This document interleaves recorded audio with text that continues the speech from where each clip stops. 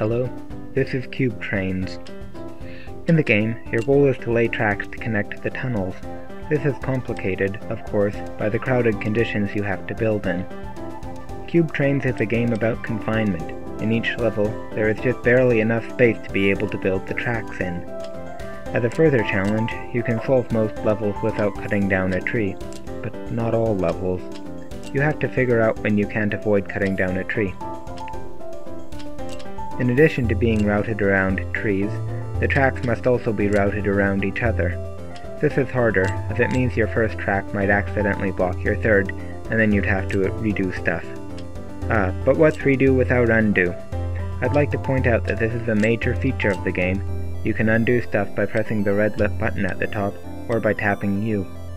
Anybody who has played SimCity or the Civilization games will appreciate this button. It's very painful to have to reload a game because of some stupid misclick in a sensitive area. This is especially nice as I am the sort of person who tends to click first and think second.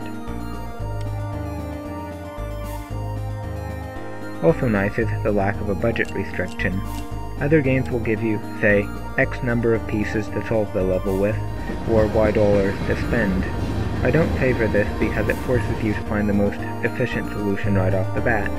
Cube Trains lets you find a solution, and then you get to go ahead or stay and find the best solution. You don't have to get it perfect the first time. Anyway, this level is from the expansion pack. The expansion is mostly a map pack, but it also adds water tiles to the editor. Here's the expanded main map. The expansion boosts the total level count to 20. It's available for $2 from CubeTrains.com, but I stress that it's just an expansion pack. The base pack, which is free, is quite the game too. Now, on the main map, the problem with the standard beta level unlock a level is that you can't work on something else if you're stuck. In Cube Trains, any given level usually unlocks another 3 or 4. In addition, the easier levels are mixed in with the harder ones. This way, I figure you stand a much better chance of being able to be puzzled by all of the game at once, instead of just a little part. But enough of that. Back to the unexpanded game and the editor.